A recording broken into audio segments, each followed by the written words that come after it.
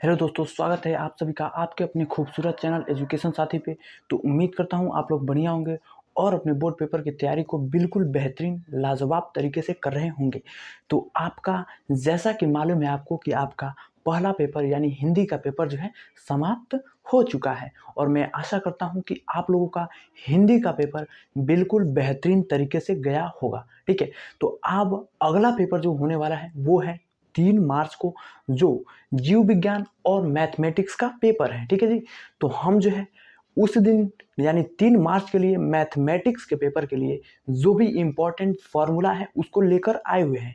यानी कि आज हम लोग देखेंगे क्या, तो अवकलन का सभी सूत्र यानी अवकलन के जितने भी फॉर्मूला हैं उन सबको हम लोग देखने वाले हैं। ठीक है मेरे भाई, क्योंकि फॉर्मूला याद रहना दोस्तों बेहद ज़रूरी है। अगर आपको फॉर्मूला ही नहीं आएगा तो आप क्वेश्चन को जो है टच तक नहीं कर पाएंगे। इसीलिए फॉर्मूला पे पकड़ होना काफ़ी ज़्यादा ज़रूरी है। ठीक है मेरे भाई, तो चलिए हम स्टार्ट करते हैं अवकलन के सभी फॉर्मूलों को। तो चलिए देखते हैं। तो हमारा पहला फॉर्मूला है कि d d x of sine x यानी डिफ्रेंसिएशन ऑफ साइन एक्स यानी साइन एक्स का अवकलन कितना हो जाता है, तो साइन एक्स का अवकलन हो जाता है कॉस एक्स हो जाता है। ठीक है, अगला देखिए d d x of cos x, तो कॉस एक्स का अवकलन कितना हो जाता है, तो माइनस का साइन एक्स हो जाता है। ध्यान रखना दोस्तों, साइन एक्स का अवकलन कॉस एक्स होता है और कॉस एक्स का अवकलन माइनस का साइन एक्स होता है। ठीक है, अगला देखिए d d x of ten x, तो टेन एक्स का हमारा अवकलन कितना हो जाता है दोस्तों, तो ये हो जाता है सेक स्क्वायर एक्स। ठीक है, टेन एक्स का अवकलन कितना हो जाता है, तो सेक स्क्वायर एक्स। अगला देखिए d d x of cot x, तो हमारा कॉट एक्स का अवकलन कितना हो जाता है, माइनस का कॉसेक स्क्वायर एक्स जो है कॉट एक्स का डिफ्रेंसिएशन यानी अवकलन हो जाता है। ठीक है, आइए हम अगला देख लेते हैं। अगला हमारा क्या है कि d d x of sec x, तो हमारा सेक एक्स का अवकलन दोस्तों कितना हो जाता है, तो सेक एक्स का अवकलन हो जाता है sec x into tan x, यही हमारा हो जाता है भाई क्या, तो सेक एक्स का डिफ्रेंसिएशन। ठीक है, अगला देखिए d d x of cosec x, तो कॉसेक एक्स का हमारा अवकलन कितना हो जाता है, तो माइनस का cosec x into cot x, यही हो जाता है कॉसेक एक्स का अवकलन।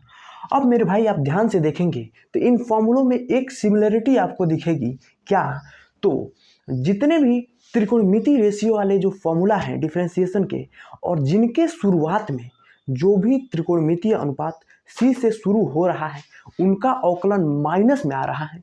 ध्यान देना दोस्तों, देखना यह साइन तो है, साइन जो है सी से शुरुआत नहीं हो रहा है, एस से शुरुआत हो रहा है, तो इसमें माइनस नहीं है।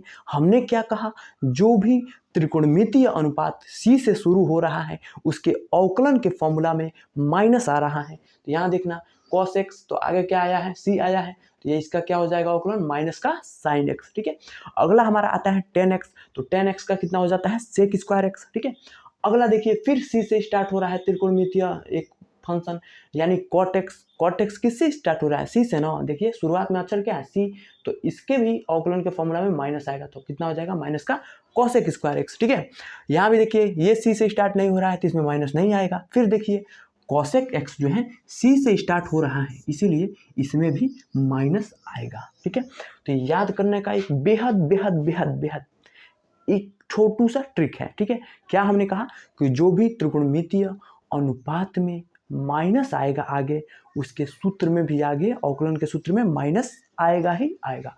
किसमें, तो कॉस एक्स का माइनस साइन एक्स आएगा ना, हाँ बिल्कुल आएगा। कॉट एक्स में ये भी सी से स्टार्ट हो रहा है तो माइनस का कॉसेक एक्स। ठीक है, कॉसेक एक्स ये भी सी से स्टार्ट हो रहा है तो इसमें भी क्या हो जाएगा माइनस का cosec x into cot x. ध्यान रखना दोस्तों। अगला देख लेते हैं d d x of e के पावर एक्स, तो ई के पावर एक्स का हमारा अवकलन कितना हो जाता है भैया, तो देखना ई के पावर एक्स का अवकलन हो जाता है ई के पावर एक्स ही होता है। No change in differentiation formula of e के पावर एक्स, यानी ई के पावर एक्स का अवकलन एज इट इज ई के पावर एक्स ही होता है। ठीक है, या ये इस बात को ध्यान रखिएगा।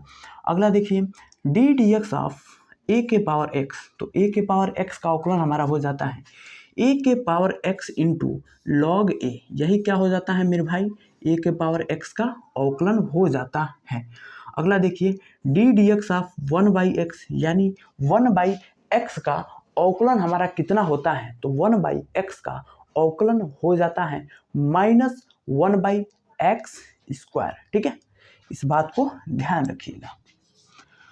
अगला हमारा फॉर्मूला क्या है मेरे भाई, देखना कि d d x of log x, तो log x का हमारा अवकलन हो जाता है माइनस का 1/x, यही हो जाता है log x का अवकलन। अगला देखिए d d x of root x, तो रूट एक्स का अवकलन कितना हो जाता है मेरे भाई, रूट एक्स का डिफ्रेंसिएशन कितना हो जाता है 1/2√x। बात समझ में आया जी, बिल्कुल समझ में आ गया।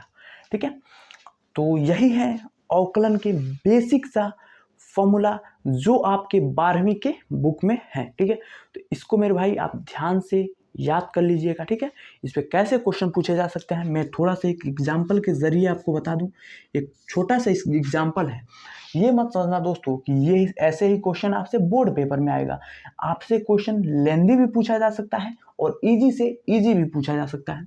तो जैसे पूछ दे अगर से क्या मेरे भाई, तो sec x plus 10x dx करिए, तो आप फटाक से करिए।